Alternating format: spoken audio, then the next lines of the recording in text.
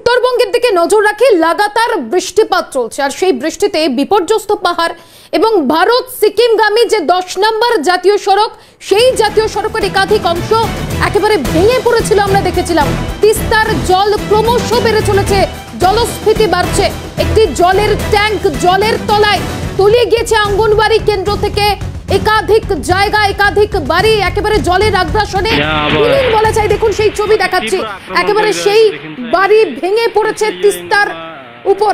একেবারে ক্রমশ ভয়াবহ হচ্ছে পরিস্থিতি। একদিকে তিস্তার জলস্ফীতি বাড়ছে, অন্যদিকে বিভিন্ন রাস্তায় ধস এবং যে বাড়ির ছবি দেখাচ্ছি একেবারে ভেঙে পড়েছে জলের উপর। ঝিলাম রয়েছে আমাদের সঙ্গে সরাসরি। ঝিলাম, একটার পর একটা দুর্ঘটনা আমরা দেখছি এই তিস্তার জলস্ফীতি বাড়ার কারণে। এখন কি পরিস্থিতি, কি আপডেট?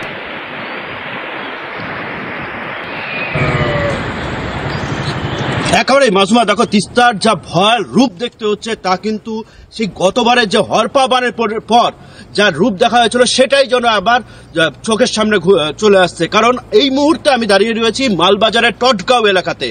আমি আমার পেছনটাতে তোমাকে দেখাবো যে এই সমস্ত বাড়ি এই মুহূর্তে যেখানে এই পরিমাণ পলি পড়ে রয়েছে, তুমি জল দেখতে পাচ্ছ তিস্তার। এই জায়গা কিন্তু এই পরিস্থিতি ছিল না।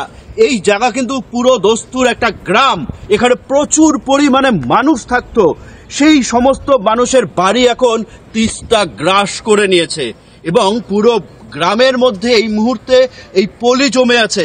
আমার পেছনটায় দেখাবো যে এখন এটা একটা চার্চ, সেই চার্চেও কিন্তু এখন আর মানুষ নেই। এই জায়গা থেকে সমস্ত মানুষকে সরিয়ে নিয়ে যেতে হয়েছে। প্রথম অবস্থায় মালবাজারের এই টটগাঁওয়ের যে টটগাঁও প্রাইমারি স্কুল রয়েছে, টটগাঁও প্রাইমারি স্কুলে রাখা হয়েছিল তাদেরকে, কিন্তু পরিস্থিতিটা আরও যখন ভয়ানক হয়ে ওঠে তারপর সেই টটগাঁও প্রাইমারি স্কুল থেকে তাদেরকে সরিয়ে নিয়ে এলেনবাড়ি এলাকায় রাখা হয়েছে। সিকিমে অতিরিক্ত বেশি বৃষ্টি হলেই সেই জল কিন্তু নেমে আসে এই তিস্তা দিয়েই, আর সেই জলেই কিন্তু বারবার প্লাবিত হচ্ছে। এর আগেও আমরা কিন্তু এই খবর দেখিয়েছি যে কেন বারবার এই সমস্ত এলাকাটাতে বন্যা হচ্ছে। সেক্ষেত্রে কিন্তু আমাদের একেবারে যখন আমরা কথা বলেছিলাম ভূগোল বিশারদ থেকে শুরু করে একেবারে এনডিআরএফ এর টিমের সাথে, তারাও যেমনটা বলেছিল যে হরপা বানের পর কিন্তু তিস্তা বদলেছে তার রূপ এবং তারপর থেকেই কিন্তু বিভিন্ন জায়গা নতুন করে চিহ্নিত হয়েছে এই বন্যা প্রবণ এলাকা হিসেবে। সেই রকমই হচ্ছে পরিস্থিতি হয়ে দাঁড়িয়েছে এখানকার। অন্যদিকে আমি তোমাকে জানাবো তীরবর্তী এলাকার মানুষজন রয়েছে বা স্থানীয় বাসিন্দা রয়েছে, তাদের জন্য আশ্রয় বা ত্রাণের কি ব্যবস্থা করা হচ্ছে?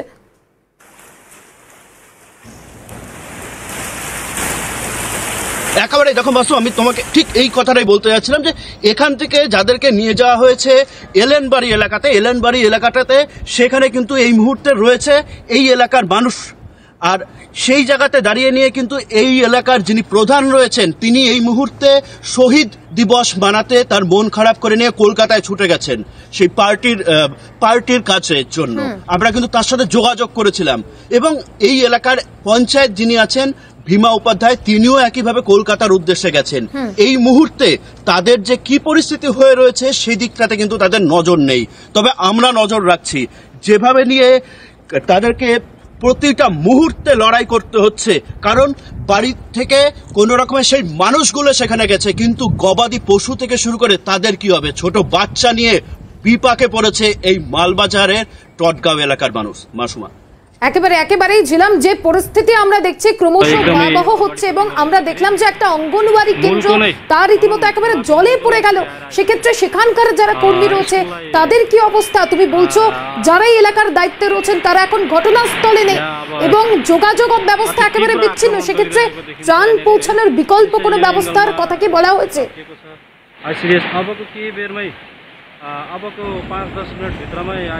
দেখো এই পুরো গ্রামটা কিন্তু ফাঁকা করে দেওয়া হয়েছে। টটগাঁও যে এলাকা রয়েছে, টটগাঁও এলাকার প্রাথমিক অবস্থায় টটগাঁওয়ের যে প্রাইমারি স্কুল রয়েছিল সেই প্রাইমারি স্কুলে কিন্তু সেখানে রাখা হয়েছিল, কিন্তু এই হরপা বানের মতো করে তিস্তার যে এই এলাকায় যে জল আছে, আমি এখন যেখানে দাঁড়িয়ে রয়েছি হয়তোবা ঘন্টা দুয়েকের মধ্যে এই জায়গার পরিস্থিতিটা কিন্তু পাল্টে যাবে, এখানে দাঁড়ানো যাবে না।